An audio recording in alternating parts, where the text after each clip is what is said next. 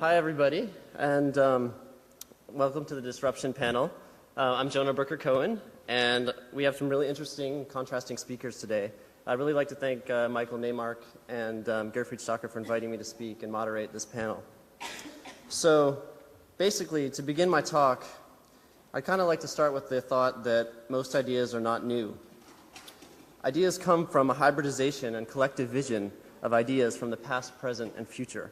Ideas are born from reappropriating existing thoughts and concepts and attempting to challenge notions of what came before. So, in other words, by disrupting how we kind of understand something, we're more likely to question its fundamental existence.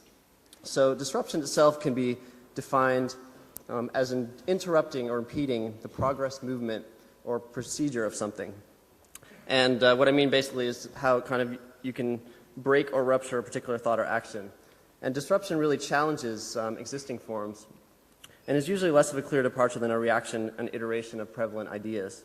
So basically it's this point of disruption that I'm interested in, and that really allows for exploration and creativity to emerge. So it's kind of why disruption is important. It's basically disruption is the reappropriation of experience. It challenges accepted forms of social behavior and remaps information to shift priorities of engagement. So I'm going to be talking about some projects in the archive that do these things. So looking at the history of computers, they've really heralded the deconstruction or repurposing or hacking of existing technologies. And this is a really important element in the evolution of computing. As Stephen Levy writes, essential lessons can be learned about the world by taking things apart, seeing how they work, and using this knowledge to create new things. So basically, hacker culture throughout the last century really illustrates this approach by really looking at how you can create a hybrid system from existing technologies and structures.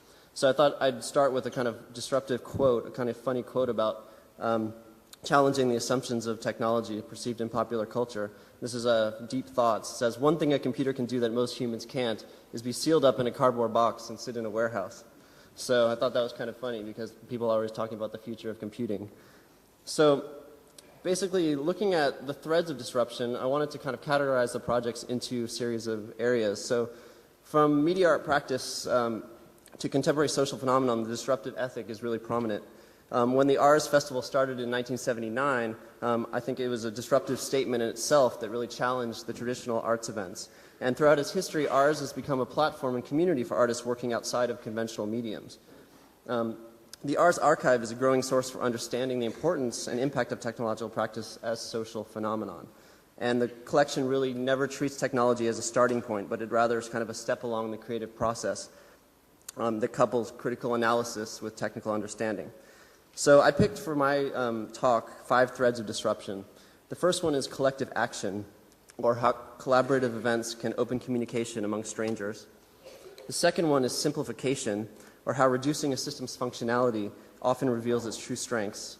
The next one is critical geographies, or how subjective experience relates to mapping and mobility. The next one is information upheaval, or how challenging public information can relates to kind of new ideas in society. And then the final one is social mediation, or how do we augment a traditional type of interaction to yield really unexpected results. So my interests really lie in the projects that encourage the disruption of technological aristocracy, where the barriers of entry are reduced.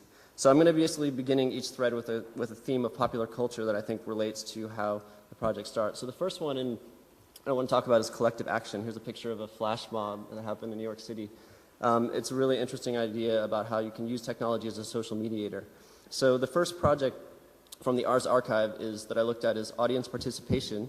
And basically what this project was is a collaborative game system where people in the audience played Pong by holding up these kind of cards. So it's looking at the idea of how we disrupt the passive audience model and what new relationships can form through collaborative input. So everyone in the audience has a part and changing the idea that we're all just sort of sitting here doing our thing while there's something else happening over there. So this is kind of a video that demonstrates a little bit of how it works. So people were holding it up and there was some camera tracking going on to play Pong in the Hauptplatz. So moving on to the next one, there's a project also at the Lentos Museum right now, the interdisc communication machine. And I thought this was a really good example of the idea of collective action reappropriating experience. So it really asked the questions, basically what the system was two headsets, and then it switched the video on the people. So you were seeing what I was seeing, and they were seeing what opposite, basically. So like basically, and then you're supposed to kiss the person. So you see what they see, and you're supposed to try to kiss them. But how does the idea of digital mediation augment the personal communication, and can this disruption of normalcy really create new understandings? The next project I thought was interesting was Paintball, which was done in 2001. It was another installation on the Hauptplatz where you send an SMS message to this wall if you don't think it's art, and it hurls a huge paintball at the wall, smashes, and kind of makes a mess. So I thought this was a good example of technology-mediated togetherness, where people are using these mobile devices, which we think of as using kind of as an isolationist device, a mobile phone where it takes you away from people, but this is a way of using them collaboratively to make a statement together. So how do you connect up public and private spaces? The final project in collective action was Boundary Functions by Scott Snibbe. And I thought this was interesting because it looks at the idea of physical boundaries, and I thought this actually had a really nice parallel to what's happening online in kind of network software, social software systems. And it's looking at the idea of proximity influencing social interaction. So there's a projection, and when you stand, it separates you with lines from other people who are also standing there. So it's looking at, how does our own cultural upbringing affect perceptions of space? This is something Edward T. Hall has talked about in proxemics theory in the early 60s. So those examples are kind of ways that collective action really kind of came out in the projects that I talked about. So the next topic is simplification. I really like this picture because I think a lot of people might be as frustrated as me when they saw this picture. But this really is the idea of breaking down systems, making them simple and making them direct. And in the Ars Archive, a couple projects illustrate this. The first one was called Helpless Robot by Norman White. And basically what it was a robot that instead of actually moving on its own, it had some text or speech to text, or text to speech that said, "Please move me." So it asked people around it to move it. So I thought this was a really nice kind of way of thinking about how can you take a human side from technology? How do you make it more human? How do we empathize with it? And when do autonomous systems like robots actually lose out to kind of our own personal empathy with them?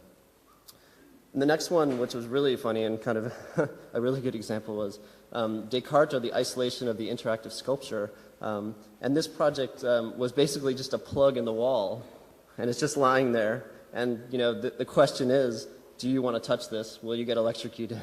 And how can an interactive sculpture actually refuse interaction? Is that possible? Because people probably don't want to go near this thing. And how can the consequence be embedded into interactivity? There's not a lot of consequence when you walk into a space, but this actually might actually kill you. So, moving on, the third area that I'm looking at is this area of critical geographies, invisible landscapes. This is a picture of a commercial product called the Wearify, which is a personal GPS locator for your child. So it's something that you can buy, actually. It's kind of funny, but I just thought it was a really good example of the idea where put out this technology and it makes us really kind of rest easier, and using this government political system to kind of ease your mind in the GPS space. So that's kind of an example of that.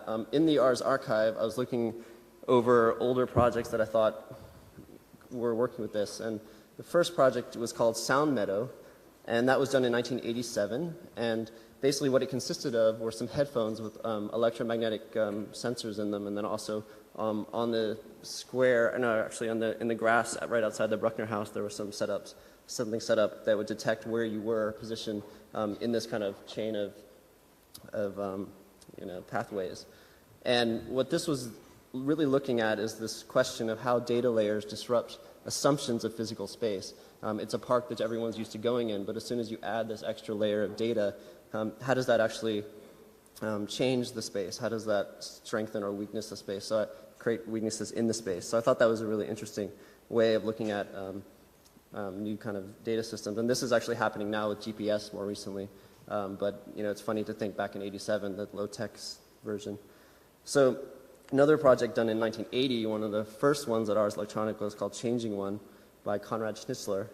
And this basically was looking at the idea of contextual shifts and how does that influence performance. He basically has a big microphone or megaphone on his head, a few Walkmans strapped to his body, and he's going around sampling sounds and playing them back through his megaphone helmet, which is really, really cool looking helmet too, by the way, and you know, kind of Knight Rider or something. So basically, it's looking at this idea of mobility. How does that add to change information exchange? I think this is a good example of something that's happening now with wireless devices in public space, performance, mobility. So it's good to kind of hark back and kind of see exactly how that started. Another project within this is called Exodus. I thought it was a funny picture of Moses. He's actually holding a GPS device, you can see. But basically, this was done by Misha Baliki. And it was basically a retracing of Moses' steps through the desert with a GPS device. And it was done in 1995.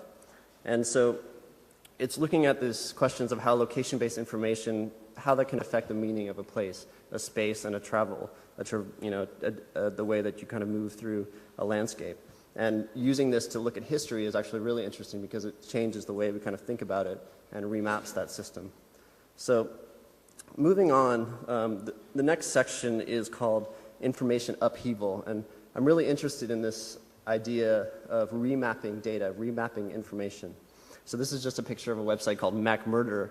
This is a funny website that actually tracks the amount of McDonald's restaurants versus how many murders happen in the area those McDonald's restaurants are in. So this actually got banned by McDonald's. You can see it says censored, but if you go to macmurder.com/secret, then you can see it. But so it's looking at the idea of mapping data to social phenomenon, how that creates tension and accountability. This is happening more and more as public data is becoming more kind of visualized online. So two projects that were at ours that talked about this. The first one is They Rule by Josh Ahn and Future Farmers.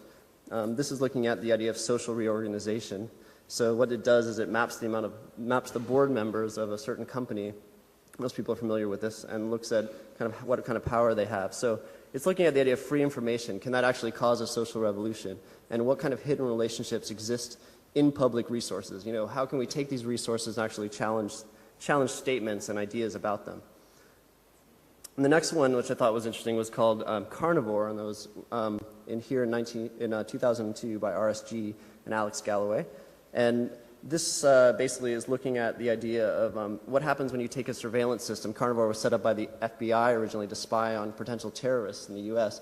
And what Alex did was he basically made it public. So he created a system that basically turned this mode of surveillance into something meaningless. Because when it's open, anyone can surveil anyone else, and then suddenly, you know, no longer does the government have control. And how do you actually look at the idea of data, and how do you subvert that data to create something interesting? So this was part of a larger project that I was also involved with later on. So finally, just the last section is looking at social mediation. So this is, I don't know if people are familiar with this image, but this was basically plastered in the New York subways. It's, yeah, of course, the iPod ad with the Abu Ghraib shadow. 10,000 volts in your pocket, guilty or innocent, kind of scary. But it's looking at this idea of how something is sort of direct to street action. How does that bring political messages to the foreground? This is something that's very evident in a lot of the projects that are happening at ours and have happened in the past. So the first project I thought was really fitting to this is the Graffiti Writer, which was done by the Institute of Applied Autonomy in 2000. It's looking at internet-enabled activism. So it's basically an internet-controlled graffiti writer that paints messages on the street so that you wouldn't actually have to go out there and protest. You could actually just paint these messages and leave your mark. So what is the kind of future of activism? How can network devices be tactically deployed? So here's a little video of that. Graffiti Writer is a teleoperated robot which employs a custom-built array of spray cans which write linear text messages on the ground at a rate of 15 kilometers per hour. The robot yeah, it's can be deployed in any slow. highly controlled space or public event from a remote location. Once Graffiti Writer is navigated into place, a push button triggers the high-speed printing process. This field testing revealed that in nearly 100% of the cases, So that's the graffiti writer. Just an update to that. Recently, during the Republican National Convention in New York, a guy actually made one of these for a bicycle and was biking around leaving protest messages. He got arrested, but that's another story. So moving on from that, another really interesting project was done by Stephen Wilson called Is Anyone Out There? And basically what he did was he took this telemarketing auto dialer that you probably have gotten calls from, and what he did was he connected up to payphones around San Francisco, 5 payphones, and he asked people questions, just general questions about what they were doing, kind of, what they do in their free time. So I thought it was an interesting project because it really looks at the idea of reappropriating technology that exists in the street, any kind of system that people are used to. How does that actually disrupt the norms, if you're not used to a phone ringing in public and somebody kind of asking you a question, what are you going to do with that? So it's looking at, what does all this technology really tell us about ourselves? Are we really kind of jaded by it, used to it? So this is kind of a funny quote from this. What do you do when you get bored? This is one of the questions. To music or do something constructive. I juggle rocks with tennis balls and bats. So, Masturbate. so people are very, yeah. So anyway, that's just some clips of what people were saying. I thought it was interesting. People are willing to tell payphones anything, I guess. So the last project is called Bite, and I thought this was interesting. It's looking at the idea of social conditioning, and what they did was they took 6 rats and they put them in a cage, and they said if you gnaw on this computer cable basically then you get a treat. So basically the idea was to socially condition the rats to actually destroy the computer.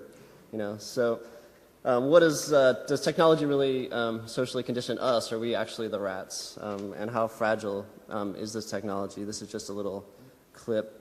I won't have any sound on this, but you can basically see him kind of explaining these rats are very cute little rats that, like to chew on computers cable. So, as you can see. Yeah, he did a really good job on that one, actually. So, and there's a little box that gives you the treats. So, okay, so just to sum up, I thought this was a funny kind of example, but in most cases, technological advances often seem to overshadow human potential. This has caused a situation where people have to actually dumb down to interact with machines, as you can see by this picture. My view is that by disrupting the context and use of technology, we become more aware of our intentions before and during this interaction. So I want to basically say that, some of the, can disruption actually be defined, right? Well, I've collected a lot of keywords here that are from the projects that I talked about, and to help answer this question. But I think that really in the end you have to say, can disruption be defined? No, it can't. And can some of the most disruptive influences on our society are really coming from the outside of institutions, frameworks, and rigid hierarchical structures. As an institution with 25 years behind it, there's a danger that Ars Electronica may actually allow these forces to pass by it. In the next 25 years, Ars really has to remain open to new influences, ideas, and most importantly, disruption. So thanks a lot.